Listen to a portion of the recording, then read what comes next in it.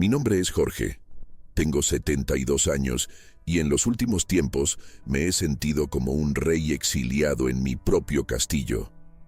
La casa en la que vivo, esta fortaleza de ladrillos y memorias, fue comprada con 40 años de mi sudor, de mi trabajo como jefe de mantenimiento en una fábrica de textiles. Cada pared, cada ventana, cada metro cuadrado de este suelo fue pagado con mis noches mal dormidas y mis días de trabajo duro.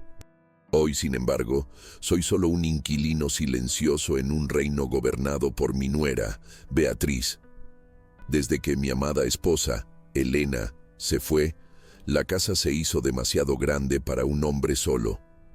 Y cuando mi hijo Mateo y su esposa, Beatriz, me dijeron que el alquiler los estaba apretando, mi corazón de padre habló más fuerte. «Vengan a vivir conmigo», les dije. «Esta casa necesita vida y yo los necesito a ustedes». Vinieron, y poco a poco, la vida que trajeron comenzó a aplastar la mía. Mateo, mi hijo, es un buen hombre, pero un hombre débil.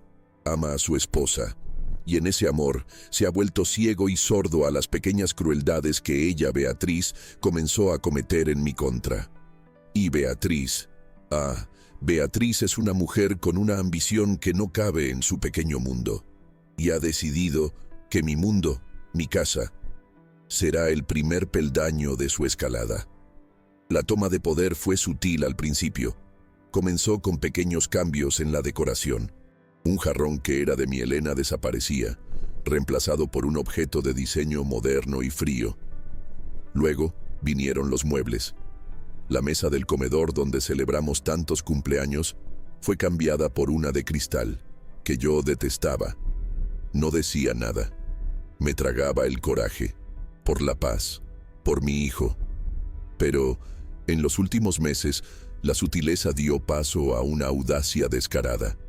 Ella comenzó a deshacerse de mis cosas, libros que yo amaba, que iban a parar a cajas de donación sin que me consultaran. Herramientas de mi antiguo taller que ella consideraba trastos oxidados.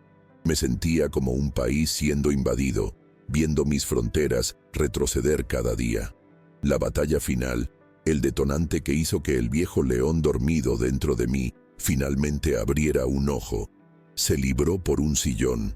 No era un sillón cualquiera, era mi sillón. Un sillón de cuero, gastado, suave, con la forma exacta de mi cuerpo. Fue en él donde vi los partidos de mi equipo durante 30 años. Fue en él donde arrullé a mis nietos hasta que se durmieron.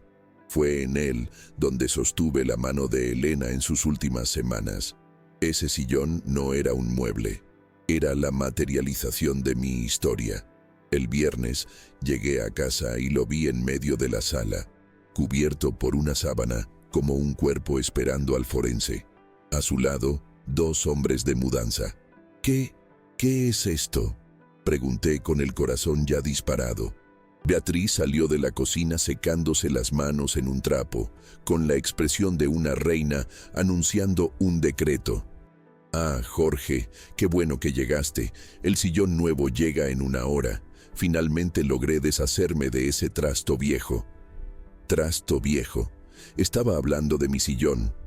«No», dije, y mi propia voz me sonó extraña, firme como hacía mucho no lo era. «Este sillón no va a ninguna parte».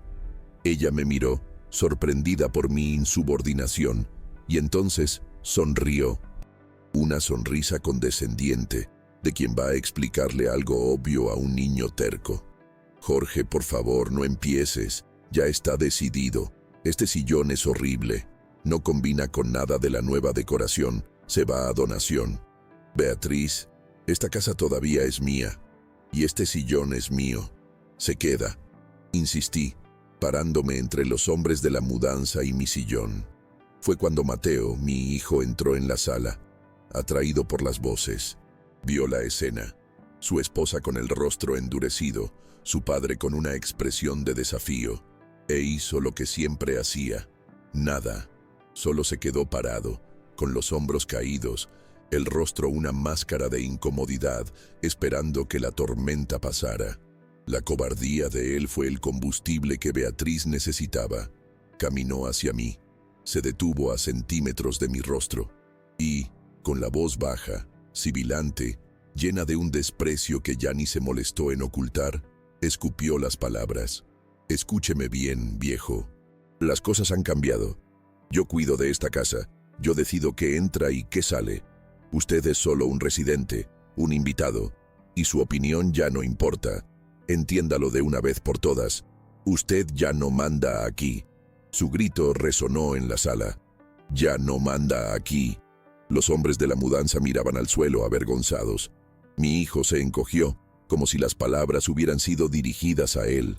La encaré la furia en sus ojos, la arrogancia de quien se siente victoriosa, y sentí el dolor, la humillación de ser degradado a nada en la casa que pagué con mi vida. Podría haberle gritado de vuelta, podría haber echado a los de la mudanza, podría haber apelado a mi hijo, pero no hice nada de eso. En lugar de ello, una sonrisa brotó en mis labios, una sonrisa pequeña, helada, que vi que la dejó completamente desarmada. Era una sonrisa que decía: no tienes ni idea del error que acabas de cometer. Sin decir una sola palabra la rodeé, contorneé mi sillón sentenciado y caminé hacia mi cuarto. ¿Eso es todo? ¿No vas a decir nada?, me gritó a la espalda. ¿Vas a huir como siempre? No respondí. Simplemente entré en mi cuarto y cerré la puerta suavemente. Allí dentro, en la soledad de mi último reducto, no lloré, no sentí rabia. Sentí una claridad absoluta, la misma claridad que tenía al diagnosticar un motor complejo. El problema no era el sillón. El problema era un fallo fundamental en el sistema de poder de esa casa. Y yo, el viejo jefe de mantenimiento, sabía exactamente qué pieza debía desconectarse para que todo el mecanismo dejara de funcionar. Me senté al borde de la cama. Tomé mi viejo teléfono fijo, el único aparato de la casa que ella aún no había cambiado por un modelo inalámbrico más moderno. Marqué el número del servicio de atención al cliente de la compañía de energía eléctrica. Mientras esperaba en la línea, escuchando una música irritante, miraba la cuenta de la luz que estaba sobre mi cómoda. Una cuenta alta, llena de aire acondicionado, televisores de pantalla grande y computadoras encendidas todo el día. Una cuenta que, como todas las otras, la del agua, la de internet, el impuesto predial, todavía estaba a mi nombre, y que era pagada religiosamente todos los meses con el dinero de mi jubilación. Compañía de energía, buenos días, ¿en qué puedo ayudarle?, dijo una voz al otro lado. Sonreí de nuevo al silencio de mi cuarto. Buenos días, señorita, dije con la voz más calmada y educada del mundo. Mi nombre es Jorge. Soy el titular de la cuenta en la dirección Calle de las Acacias, 127, y me gustaría solicitar la cancelación inmediata de mi servicio. Dígame usted, ¿qué es más poderoso, el grito de quien cree que manda o el silencio de quien sabe que controla el interruptor? Y cuénteme, por favor, ¿desde qué ciudad mi historia silenciosa está iluminando su noche? Después de cerrar la puerta de mi cuarto, el sonido del mundo exterior cambió. Todavía podía oír las voces ahogadas en la sala, la voz irritada de mi nuera, Beatriz, la voz mansa y cobarde de mi hijo, Mateo, y el sonido pesado de los hombres de la mudanza arrastrando mi sillón, mi trono, fuera de mi vida. Cada ruido era un golpe, pero un golpe que ya no me hería. La humillación pública en la sala me había anestesiado, me había puesto en un estado de claridad fría y peligrosa. Me senté al borde de la cama, con el teléfono aún en la mano. El eco de mi propia voz, calmada y decisiva, ordenando la cancelación del servicio de energía, todavía resonando en mis oídos.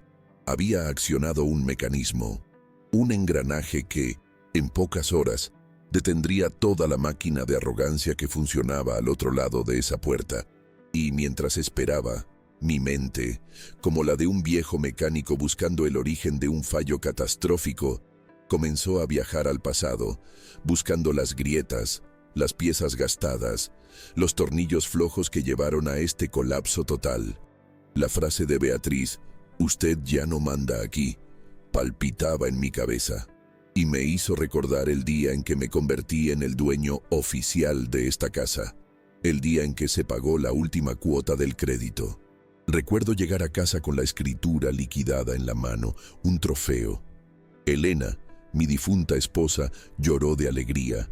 Nos abrazamos en la sala, sobre la alfombra que hoy ya no existe, y nos sentimos los reyes de nuestro pequeño mundo.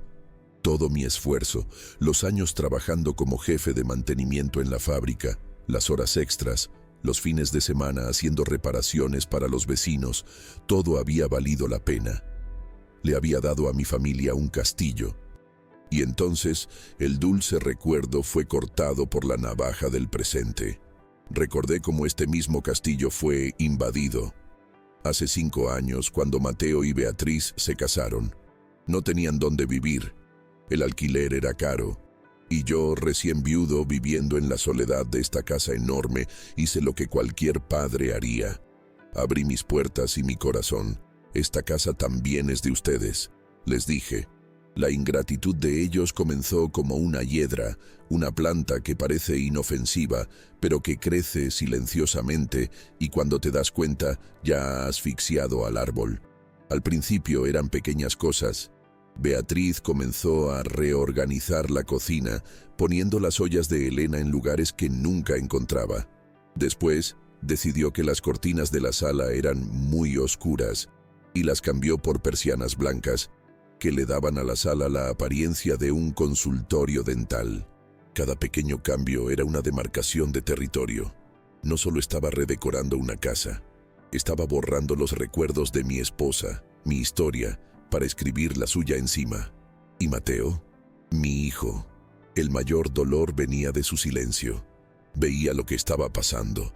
Veía mi tristeza velada con cada objeto de Elena que desaparecía y no decía nada.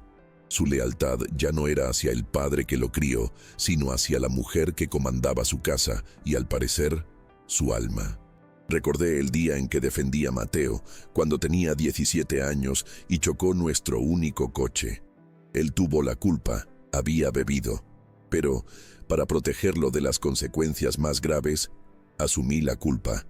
Le dije a la policía que yo conducía, pagué la reparación del otro coche, pagué la multa, pasé un año entero trabajando los domingos para cubrir el agujero. Enfrenté al mundo por él y, hoy, él no tuvo el valor de enfrentar a su propia esposa por un sillón viejo. La usurpación se profundizó. Dejó de ser sobre decoración y pasó a ser sobre mi propia existencia. Mis rutinas, mis pequeños placeres, comenzaron a ser vistos como una molestia. Me gustaba escuchar mis viejos discos de vinilo por la tarde. Beatriz se quejaba de que la música de viejo la desconcentraba de su home office. Me gustaba cocinar mis comidas contundentes, de olor fuerte. Decía que el olor impregnaba su ropa de diseñador. Poco a poco, me fui encogiendo. Empecé a escuchar música con mis auriculares. Empecé a cocinar platos insípidos para no ofender el delicado olfato de la reina de la casa. El desprecio por mi pasado se convirtió en desprecio por mi persona. Empezaron a tratarme como a un niño, o peor, como a un empleado incompetente. «Papá, ¿ya se tomó sus medicinas? No se le vaya a olvidar, ¿eh?», decía Mateo, no con cuidado, sino con la impaciencia de quien lidia con una tarea. «Jorge, la basura de la cocina, por favor», decía Beatriz, sin siquiera mirarme, mientras tecleaba en su celular. Yo, que pasé la vida siendo el jefe de mantenimiento de una fábrica con 200 hombres bajo mi mando, que resolvía problemas complejos de maquinaria pesada, ahora era el viejo al que había que recordarle que sacara la basura. Y el dinero. Ah, el dinero. Mi jubilación, que debería ser para mi paz y mi comodidad, se convirtió en el presupuesto secreto de la casa. Yo pagaba las cuentas grandes, la luz, el agua, el impuesto. Nunca me ofrecieron un centavo de ayuda. Era una obligación no dicha. Era el alquiler que pagaba para poder seguir viviendo en mi propia casa. Recordé un sacrificio en particular. Recordé cuando Mateo quiso hacer un MBA carísimo. No tenía el dinero. Yo tenía un pequeño terreno que heredé de mi padre, un lugar cerca de un río donde soñaba con construir un pequeño rancho de pesca para mi vejez. Era mi sueño. Vendí el terreno, mi sueño, y pagué sus estudios. «Es la mejor inversión que puedo hacer, mijo», le dije en ese momento. Y hoy, el fruto de esa inversión me confronta en mi sala y me dice que ya no mando en nada. La ironía es tan amarga que quema la garganta. Mientras estos recuerdos pasaban por mi mente, oí el sonido final de los de la mudanza, cerrando la puerta del camión y marchándose. Oí la voz de Beatriz, ahora más calmada, satisfecha, probablemente admirando el espacio vacío en la sala, ya planeando el color y el modelo de su nuevo sofá. Miré el reloj en mi buró. Ya pasaban de las 4 de la tarde. Mi orden en la compañía de energía fue clara: cancelación inmediata. Sabía que en las grandes ciudades, inmediato podía tardar unas horas, pero el momento se acercaba. Toda mi vida fui un hombre de reparaciones. Pasé 40 años reparando máquinas, asegurando que la energía fluyera, que la producción no se detuviera. Yo era el hombre que mantenía las luces encendidas, y durante años hice lo mismo en esta casa. Mantuve las luces encendidas con mi dinero, con mi paciencia, con mi silencio. Pero hoy aprendí una lección. A veces, para reparar un sistema que está fundamentalmente roto, lo primero que hay que hacer no es intentar arreglar las piezas, es cortar la energía, apagarlo todo, para que en la oscuridad y el silencio, quienes se creían al mando se den cuenta, de una vez por todas, de que no son nada sin la fuente de energía que tanto despreciaron. La oscuridad, lo sabía, estaba a solo unos minutos de distancia, y con ella vendría el comienzo de mi más importante y necesario mantenimiento. Después de colgar el teléfono con la compañía de energía, me recliné en la silla de mi cuarto. Se instaló un silencio extraño, el silencio de un mecanismo que ha sido activado y ahora se mueve, invisible e inexorable, hacia su destino. Había girado la llave, había cortado el circuito. Ahora solo era cuestión de tiempo. Al otro lado de la puerta de mi cuarto, la vida en la casa continuaba en su ruidosa e ignorante normalidad. Oí el sonido de la televisión en la sala, el programa de chismes que Beatriz veía todas las tardes. Oí el sonido del videojuego de mis nietos viniendo de su cuarto. Oí el zumbido constante del refrigerador, del aire acondicionado, de todos los pequeños motores que mantenían la comodidad de esa casa, la comodidad que daban por sentada, como el aire que respiraban. Y yo, el proveedor silencioso de toda esa energía, estaba allí, en mi cuarto, esperando. Reflexioné sobre la naturaleza del poder. Beatriz, con sus gritos y sus órdenes, creía que el poder era el ruido, la imposición de la voluntad. Mi hijo, Mateo, con su debilidad, creía que el poder era aliarse con quien grita más fuerte. Estaban equivocados.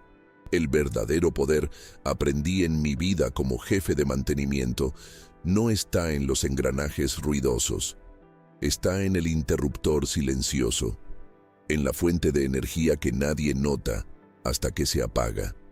Yo fui la fuente de energía de esa casa durante años, y ellos, en su arrogancia, olvidaron de dónde venía la fuerza que alimentaba sus vidas.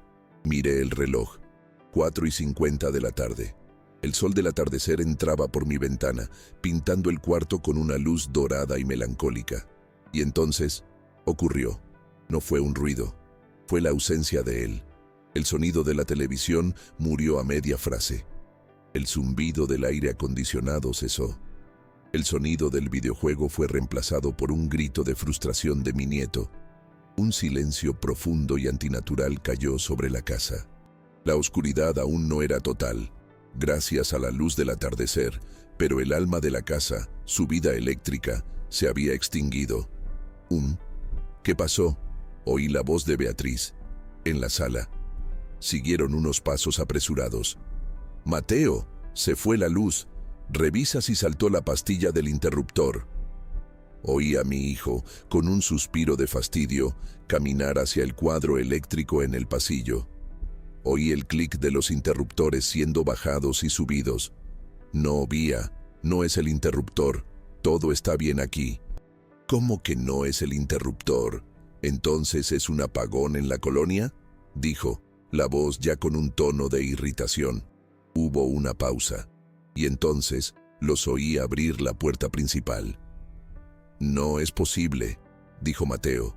Toda la calle está iluminada. La casa del vecino tiene las luces encendidas. Es solo aquí. Ese fue el momento en que la confusión comenzó a transformarse en sospecha. La realidad de que aquello no era un accidente, sino un acto, comenzó a penetrar en sus mentes. Fue él, oí a Beatriz susurrar, un siseo venenoso. Fue tu padre, no lo puedo creer. Es venganza por lo del sillón. Oí el sonido de un celular siendo marcado. La voz de Beatriz, ahora autoritaria, hablando con la compañía de energía. Podía imaginar la escena. Su irritación al navegar por el menú electrónico. Su impaciencia al esperar a un operador. Y finalmente, la conversación. No necesitaba oír para saber lo que la operadora le diría. Sí, señora. En nuestro sistema consta una solicitud de cancelación definitiva del servicio, realizada por el titular de la cuenta, el señor Jorge, a las 2:37 de la tarde de hoy. El silencio que siguió a su llamada fue diferente. Ya no era de confusión. Era el silencio del shock, de la más pura y absoluta incredulidad. Y entonces, los pasos, pesados, furiosos, viniendo hacia mi cuarto. La perilla giró, en vano. La puerta estaba cerrada con llave. «Papá», la voz de Mateo, ahogada por la madera. «Abre esta puerta, ahora». No respondí. «Jorge», ahora era Beatriz gritando. «Abra esta puerta, viejo irresponsable. ¿Qué cree que está haciendo? Estamos a oscuras, con los niños en casa». La puerta tembló con un golpe fuerte. Luego otro. Me levanté de la cama y caminé lentamente hacia la puerta. No la abrí. Simplemente apoyé mi frente en la madera fría. «No he hecho nada que no estuviera ya en los planes, Beatriz», dije, mi voz calmada atravesando la madera. «¿De qué está hablando, loco?», gritó. «Tú misma lo dijiste». Continué con la misma serenidad. «Me dijiste, esta tarde, fuerte y claro, que yo ya no mando en nada en esta casa. Y yo, finalmente, estuve de acuerdo contigo». «¿Y qué tiene que ver eso con la cuenta de la luz?», gritó Mateo. «Todo, mijo», respondí. «Una persona que no manda en nada, tampoco tiene responsabilidad por nada. Una persona que no tiene voz en las decisiones, tampoco tiene la obligación de pagar las cuentas. La cuenta de la luz de esta casa, así como la del agua, la de internet y el impuesto predial, siempre estuvieron a mi nombre. Eran mi responsabilidad. Pero, como ya no mando en nada, decidí liberarme de esas responsabilidades. Solo atendí a una petición de ustedes. Dejé de mandar». Hubo un silencio atónito al otro lado de la puerta. Estaban, por primera vez, sin palabras. La lógica de mi acción era tan simple, tan directa, que era irrefutable. Pero está oscuro», gimoteó Sofía, la furia dando paso al pánico. «¿Cómo vamos a hacer la cena? ¿Cómo se van a bañar los niños?». «No lo sé», respondí honestamente. «Al fin y al cabo, yo no mando en nada aquí. Ustedes que ahora están al mando, seguramente encontrarán una solución». Y con eso, me alejé de la puerta. Volví a mi silla, tomé un libro y encendí mi lámpara de pilas, que siempre mantengo cargada para emergencias. Afuera, en la oscuridad, los oía, el pánico instalándose, las baterías de los celulares comenzando a agotarse, la realidad de su total y completa dependencia de mí, golpeándolos como una pared en la oscuridad. En ese momento, a la luz solitaria de mi lámpara, comencé a trazar la segunda fase de mi plan de acción. El corte de energía fue el shock inicial, la demostración de poder. Pero no era una solución permanente. No podía vivir para siempre encerrado en mi cuarto. Necesitaba reconquistar toda la casa. Y la única forma de hacerlo era a través de un nuevo orden, de nuevas reglas. Tomé un papel y una pluma y comencé a escribir el nuevo manual de instrucciones de esa casa. No sería un acto de venganza, sino de justicia. Un contrato de convivencia. ¿Querían vivir bajo mi techo? Perfecto. Pero a partir de ahora, lo harían bajo mis reglas. Y la primera regla sería la más simple de todas. Quien vive, paga. Todas las cuentas pasarían a su nombre. El supermercado se dividiría. Y sí, pagarían un alquiler simbólico, una cantidad para que aprendieran que nada en la vida es gratis. Y la segunda regla sería aún más importante, el respeto. Fin de los gritos, de las órdenes, del desprecio. Mi casa volvería a ser un lugar de paz. Sabía que no aceptarían, y esa era la belleza del plan. Su negativa sería el camino hacia mi liberación final. De mi lado de la puerta había luz, la claridad de un plan y la dignidad de un hombre que había retomado el control. Del lado de ellos había la oscuridad literal y la oscuridad figurativa de su propia arrogancia.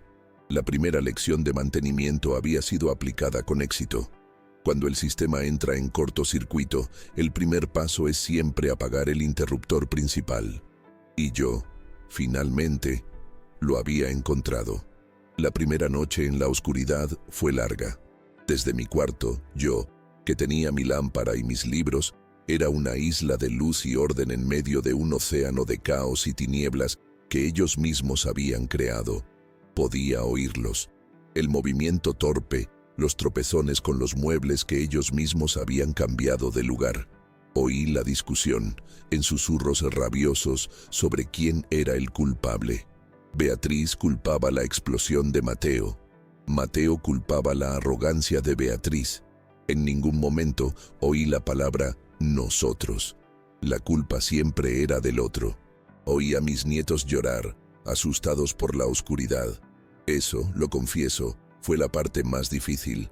Una parte de mí, el abuelo, quiso abrir la puerta, calmarlos, decirles que todo estaría bien. Pero la otra parte, el hombre humillado, sabía que ceder a ese chantaje emocional sería mi derrota final. Estaba haciendo esto de una manera dura, incluso por ellos, para que algún día entendieran el valor de la luz. Llegó la mañana, pero la oscuridad, en cierto modo, permaneció. El sol iluminaba la casa, pero la vida moderna de ellos seguía muerta. No había ducha caliente, no había cafetera, no había televisión para distraer a los niños, y lo peor de todo para ellos, no había internet. Marco, el hombre de negocios que trabajaba desde casa, estaba de hecho desempleado e incomunicado. La ofensiva comenzó alrededor de las 8 de la mañana. El golpe en la puerta de mi cuarto fue diferente al de la noche anterior. No era rabioso, era suave, casi suplicante. «Papá», era la voz de Mateo llena de una humildad que no oía desde hacía años. «Papá, ¿estás despierto? ¿Podemos hablar?» No respondí, simplemente esperé. «Papá, por favor». Ahora era la voz de Beatriz, dulce como la miel más falsa. «Fuimos horribles, lo sabemos. Tienes toda la razón. Estamos aquí, afuera, para pedirte perdón». Me acerqué a la puerta en silencio. Me paré, apoyado en la madera, escuchando su actuación. «Mijo», dije, la voz calmada atravesando la puerta. «No me interesan las palabras. Las disculpas son fáciles de decir en la oscuridad y con el estómago vacío. Pero no son solo palabras, papá», dijo Mateo con la voz entrecortada. «Entendimos, yo entendí. Fui un débil, un cobarde. Nunca más dejaré que nadie en esta casa te falte al respeto, lo juro. Conseguiré un trabajo, papá. Ayudaré a pagar las cuentas. Seré el hijo que te mereces. Pero por favor, termina con esto. Vuelve a conectar la luz. Hazlo. Por mí. Por tu familia». Era un discurso bonito. Si no lo conociera tan bien, quizás hasta lo creería, pero conocía cada pieza de ese motor. Sabía que su promesa era solo un combustible de baja calidad, hecho para funcionar unos pocos kilómetros y luego dejar el coche tirado en la cuneta de nuevo. ¿Y tú, Beatriz?, pregunté, dirigiéndome directamente a ella. Yo fui una tonta, don Jorge, dijo, con la voz entrecortada por sollozos que me parecieron ensayados. La arrogancia se me subió a la cabeza. Usted es el dueño de esta casa, el patriarca, y yo perdí la noción de mi lugar. Le pido perdón desde el fondo de mi corazón. Haré lo que usted quiera. Volveré a poner su sillón en la sala. Cocinaré su comida favorita.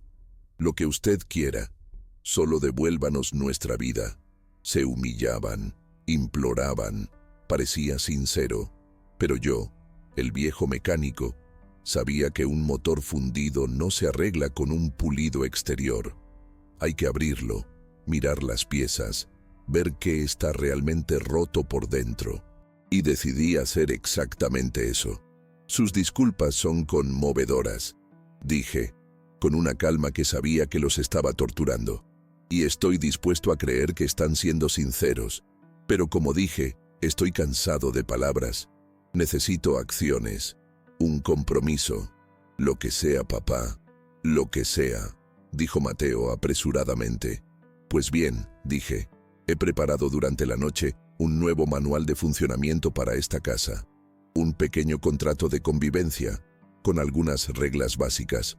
Si están de acuerdo con las reglas, por escrito, llamaré a la compañía de energía.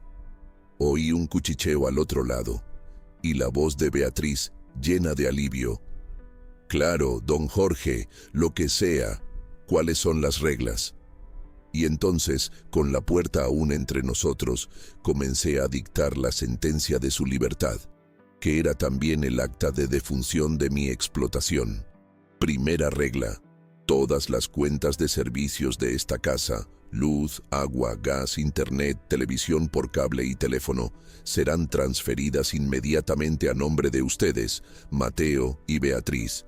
La responsabilidad del pago será íntegramente suya. El silencio al otro lado fue la primera grieta en la máscara de su arrepentimiento. Segunda regla, continué, impasible. Los gastos de supermercado y mercado se dividirán en 3 partes iguales.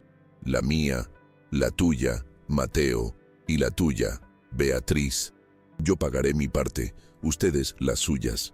Tercera y última regla, esta casa tiene un costo, un valor de mercado, y su uso también lo tiene.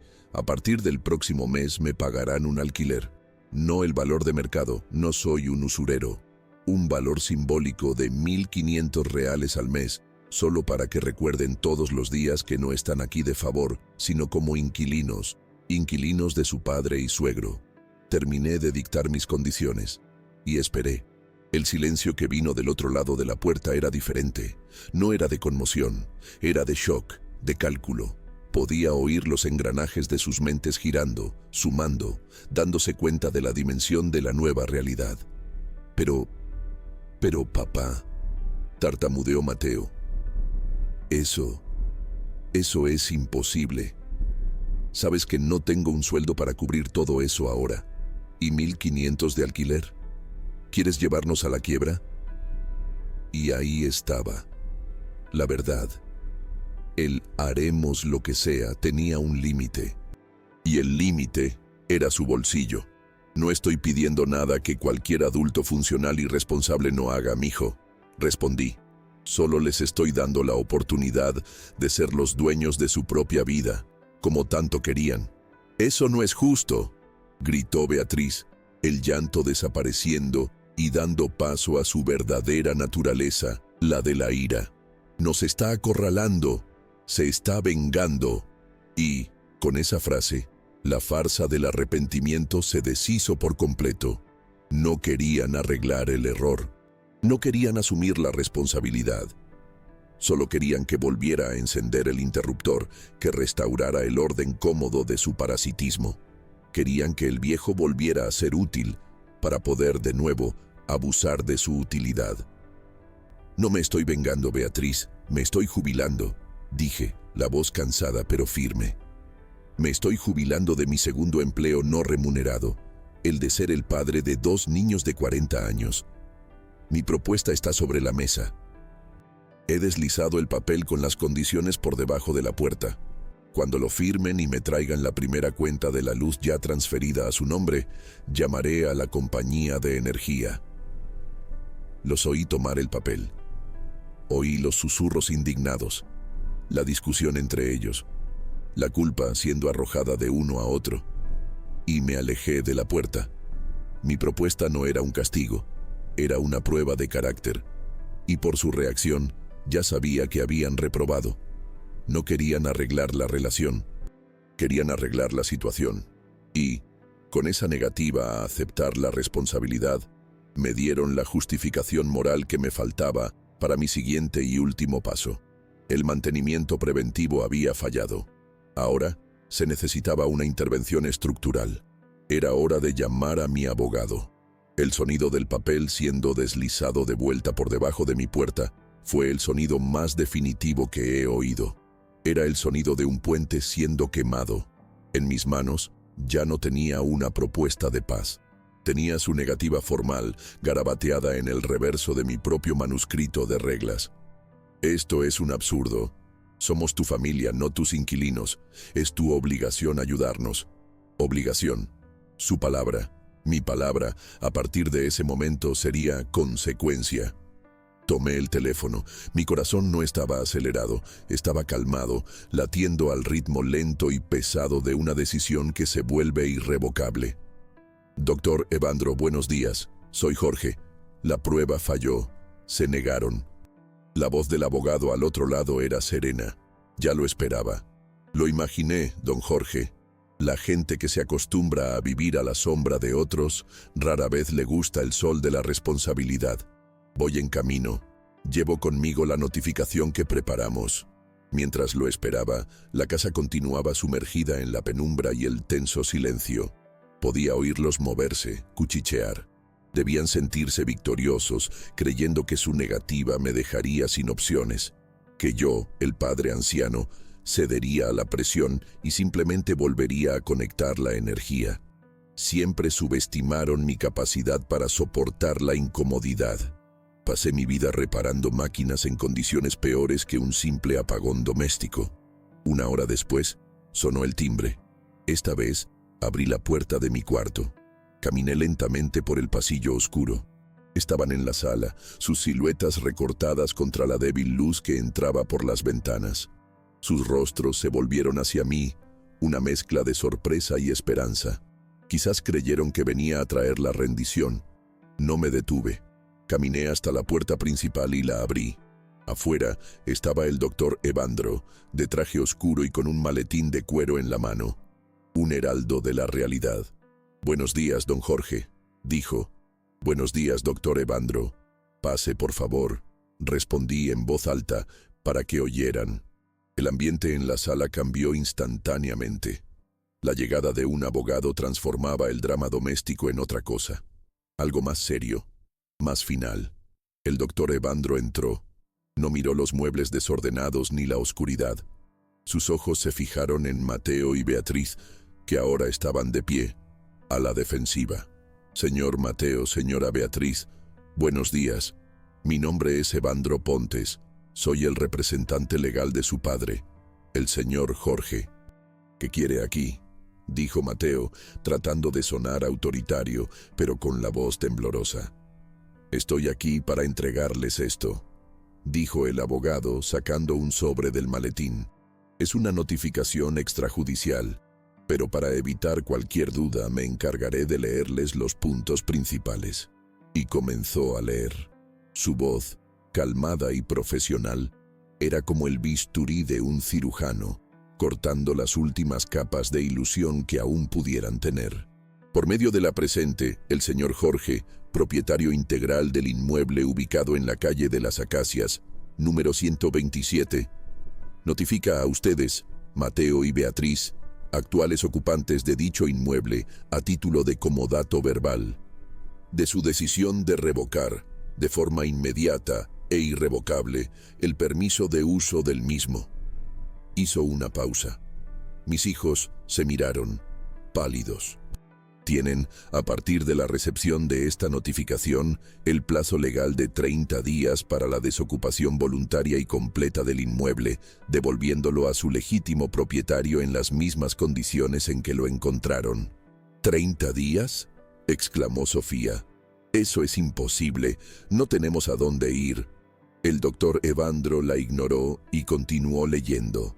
El incumplimiento de la desocupación voluntaria en el plazo estipulado resultará en la inmediata interposición de una demanda de reintegración de posesión, con solicitud de medida cautelar para el desalojo forzoso, cuyas costas procesales y honorarios de abogado correrán por su cuenta.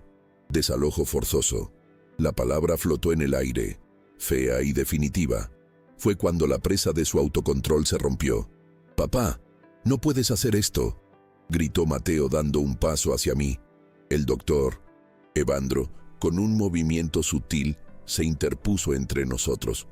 «Es nuestra casa, nos estás echando». «No, mijo», dije, y mi voz era la de un hombre exhausto.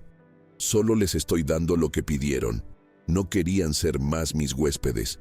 Querían ser los dueños, pero se negaron a pagar el precio de la posesión. Así que ahora tendrán que enfrentar el precio de la pérdida». Beatriz, viendo que la ira no serviría, recurrió a su última arma, el chantaje. Las lágrimas brotaron de sus ojos. «Don Jorge, por favor, piense en sus nietos. Nacieron aquí. Es su casa. ¿Va a traumatizar a sus propios nietos por un sillón? ¿Por una pelea?» «Beatriz», dije, y la miré con una tristeza que venía del fondo del alma. «Esta pelea no es por un sillón. Esta pelea es porque, para ustedes, yo me convertí en un sillón. Un objeto viejo que ocupa espacio y del que querían deshacerse. ¿Y mis nietos? Los amo más que a mi vida, y es por amarlos que estoy haciendo esto. Para que no crezcan pensando que el mundo no tiene reglas, que las cuentas no llegan, y que el respeto es opcional. Pero somos tu familia», sollozó. «Sí, lo son. Y como mi última obligación familiar, les di una opción. Una propuesta justa para vivir juntos con nuevas reglas basadas en la responsabilidad y el respeto. Y la rechazaron. No querían una nueva relación. Querían mi vieja sumisión. Y esa, mis queridos, está oficialmente clausurada». El doctor Evandro puso la notificación sobre la mesa de centro. «Mi tarjeta está adjunta. Llámenme para programar la entrega de las llaves. Si no recibo una llamada en 30 días, nos veremos en el tribunal». Se volvió hacia mí. «Don Jorge, mi trabajo aquí ha terminado por hoy. ¿Le gustaría acompañarme a tomar un café?» Era mi salida, mi liberación. «Sí, Evandro, me encantaría», dije. Caminé hacia la puerta. Mis hijos estaban paralizados como estatuas de sal, en medio de la sala oscura. Cuando pasé junto a Mateo, susurró un último y patético «Papá». No me detuve, no miré atrás. Simplemente seguí caminando. Cerré la puerta principal detrás de mí, dejando atrás la oscuridad, los gritos, los años de humillación y a los 2 adultos que se negaron a crecer. Afuera, el sol de la mañana brillaba. Y por primera vez en mucho, mucho tiempo, sentí que brillaba para mí. La cirugía había sido un éxito. Ahora comenzaba el largo y solitario proceso de cicatrización. Y el primer paso sería planear qué hacer con mi casa y mi paz. Ahora que ambas eran, final e indiscutiblemente, solo mías. Los 30 días que la ley les concedió a Mateo y Beatriz para desocupar mi casa fueron los más largos y silenciosos de mi vida. Permanecí en mi cuarto como un monje en su claustro. Los oía. Oí las discusiones susurradas durante la noche, llenas de acusaciones y pánico. Oí el sonido de cajas siendo arrastradas, el ruido de toda una vida siendo empacada a toda prisa. No sentí placer, sentí una tristeza quirúrgica. la tristeza de quien observa una amputación necesaria. En el 30º día, un pequeño y modesto camión de mudanzas se detuvo frente a la casa. Era muy diferente a los camiones que traían los muebles nuevos y caros que Beatriz compraba con mi dinero. Este era el camión de la realidad. Observé desde la ventana de mi taller, mi refugio. Vi a Mateo, mi hijo, cargando cajas, con el sudor corriéndole por el rostro, la expresión vacía de quien ha sido noqueado. Vi a Beatriz, sin su máscara de arrogancia, solo una mujer cansada, coordinando la retirada de sus pertenencias. Ya no parecían reyes de puestos, solo parecían gente común, enfrentando las duras consecuencias de sus decisiones. Cuando la casa estuvo finalmente vacía, Mateo se detuvo un instante en el jardín. Miró hacia la puerta de mi taller, como si quisiera decir algo, pero no dijo nada. Simplemente bajó la cabeza, subió al coche y se fue, llevándose consigo los escombros de la vida que creía merecer. Esa noche, caminé por mi casa, vacía. El eco de mis pasos en las habitaciones desnudas era el sonido de mi soledad, pero también el de mi libertad. Lo primero que hice fue ir al garaje. Allí, arrinconado, estaba mi viejo sillón de cuero, el trasto viejo. Los de la mudanza, por suerte o por lástima, no se lo llevaron. Con un esfuerzo que hizo que mi espalda se quejara, lo arrastré de vuelta a su debido lugar en el centro de la sala. Me senté en él. Y por primera vez en años me sentí de verdad en casa. Las semanas siguientes fueron de purificación. Pinté las paredes, eliminando los colores fríos e impersonales que Beatriz había elegido y devolviendo el tono crema cálido que a Elena le encantaba. Arreglé la puerta del jardín que rechinaba desde hacía meses. Planté nuevas flores. Con cada clavo que martillaba, con cada pincelada, sentía que no solo estaba sanando la casa, sino a mí mismo. Pero la paz, pronto descubrí, no era suficiente para un hombre como yo. Un jefe de mantenimiento no está hecho para el ocio. Mi mente y mis manos necesitaban un problema que resolver, un motor que reparar. Y el mayor problema que veía era el desperdicio de potencial de los jóvenes de mi barrio, quienes, como mi hijo, tenían energía e inteligencia, pero no tenían un rumbo, una disciplina. Y entonces mi nuevo propósito se reveló. No necesitaba todo ese espacio. La casa era demasiado grande para mí, pero mi taller era mi corazón. Decidí entonces hacer una remodelación, no en la casa, sino en mi propósito. Usé una parte del dinero que ahorré toda mi vida y amplié mi taller. Compré tornos, mesas de trabajo, herramientas nuevas y relucientes. Y, en la puerta de mi casa, clavé un simple letrero, escrito a mano: Taller Escuela Jorge. Clases gratuitas de mecánica y mantenimiento para jóvenes aprendices. Al principio, no vino nadie. La gente pasaba, miraba con desconfianza. Pero una semana después, aparecieron los dos primeros. Muchachos de unos 16 años que habían dejado la escuela y que probablemente estaban a un paso de meterse en problemas en la calle. Llegaron con aire desafiante de quienes no esperan nada de nadie. No les di un sermón, les di una llave inglesa. El motor de ese coche viejo de ahí atrás no funciona desde hace 10 años, les dije, señalando el cascarón de mi viejo Opala. Si logran hacerlo arrancar de nuevo, la primera vuelta a la manzana es de ustedes, y les pagaré un sueldo. Vi un brillo de interés en sus ojos, un desafío, y así comenzó mi nueva vida. Mi taller, antes un refugio solitario, se convirtió en un centro de aprendizaje. El sonido de herramientas, de discusiones sobre pistones y cigüeñales, de risas de jóvenes que, por primera vez, se sentían útiles, llenó mis días. No solo les estaba enseñando a reparar máquinas, estaba tratando de enseñarles sobre disciplina, sobre la belleza de la lógica, sobre la dignidad que hay en un trabajo bien hecho. Uno de mis primeros alumnos, un joven llamado Leo, era un diamante en bruto. Tenía las manos de un ángel y la mente de un ingeniero. Me recordaba a mí mismo, de joven. Me convertí en su mentor, y él, en cierto modo, se convirtió en el hijo que me hubiera gustado que Mateo fuera. Un hijo que no veía la grasa como suciedad, sino como una medalla de honor. Pasó un año. El taller Escuela Jorge ya era una pequeña leyenda en el barrio. Teníamos una lista de espera de jóvenes queriendo aprender, y una lista de clientes trayendo sus coches para que mis aprendices los repararan, bajo mi supervisión. Un día, estaba en el supermercado comprando cosas para el almuerzo de la clase. En la fila de la caja, oí una voz familiar. Era Beatriz. Estaba diferente, sin su ropa de diseñador, con el pelo recogido de forma simple, el rostro cansado. No me vio. Estaba discutiendo con la cajera por un producto que pasó con el precio equivocado. Una discusión por centavos. No me acerqué. Simplemente la observé. Y más tarde, me enteré por un antiguo vecino del resto de la historia. Mateo, sin mis referencias ni mi dinero para abrir otro negocio fallido, tuvo que aceptar el primer trabajo que encontró. Estaba trabajando como vendedor en una tienda de colchones. Ganaba por comisión. Algunos meses eran buenos, otros terribles.